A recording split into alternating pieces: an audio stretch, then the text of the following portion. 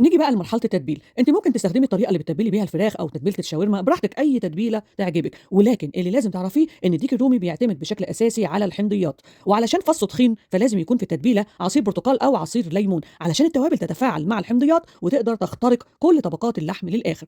وعمومًا علشان نضمن تشريب التتبيلة هنعمل تتبيلتين، واحدة بالتوابل يبات فيها ليلة كاملة، وواحدة بالزبدة نحطها له قبل ما يدخل الفرن. التتبيلة الأولى مكوناتها عبارة عن إيه؟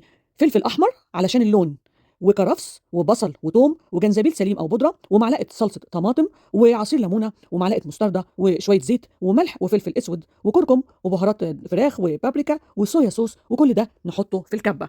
وبعد ما يخرج من كبة نبقى نضيف عليها كوباية زبادي طويلة. بعد كده هنحضّر التوابل اللي هنحتاجها، معلقة صغيرة بابريكا، معلقة حبهان مطحون، نُص معلقة جنزبيل بودرة، فلفل أسود، توم بودرة، بصل بودرة، كاري، 7 بهارات، كزبرة ناشفة، قرفة، كبيبة صيني بودرة. هاكتب لكم المكونات دي كلها تحت، نخلطهم كويس جدًا، جدًا، وبعد كده ناخد منها جزء بسيط نحط عليه عصير برتقال، ونحط عليه كمان عصير ليمون، ومعلقتين كبار عسل أبيض، وندوّب كويس أوي، أوي، أوي. المحلول ده يا جماعة اللي المفروض هنعبّي بيه الحقنة. ممكن نصفّي بعد ما يدوبوا، ممكن نصفّي لو في رواسب، لو الحقنة بتاعتِك من النوع اللي بتنسد، لو حقنتِك قوية ما بتنسدش خلاص اسحبي على طول. عبّيها كلها وامليها على الآخر وسيبيها على جنب هنحتاجها بعدين.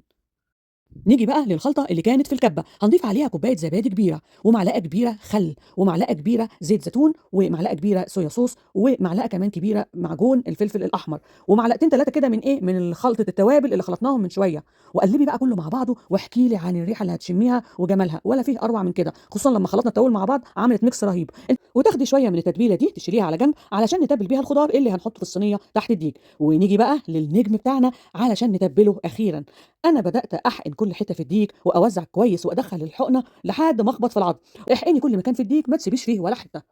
وبعد كده بتاخدي التتبيلة تخمري بيها الديك كله، يعني تغطيه كله ما تسيبيش ولا مكان إلا لما تغطيه بالتتبيلة صح.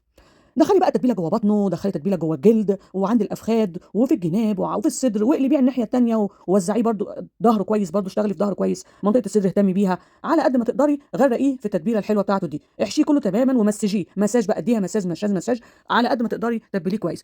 وبعدين تلفيه بستريتش بكيس كده حلو نايلون، احكميه بقى، احكمي قفلته قوي قوي قوي علشان يخش التلاجه يبقى مقفول ومحكوم كويس، وتاخديه تحطيه في الرف التحتاني في التلاجه، وسعي له مكان وحطي معاه التوابل اللي باقيه منه وتسيبيه ليله كامله، ولو وقت ضيق على الاقل سيبيه 6 ساعات. ونيجي بقى ليوم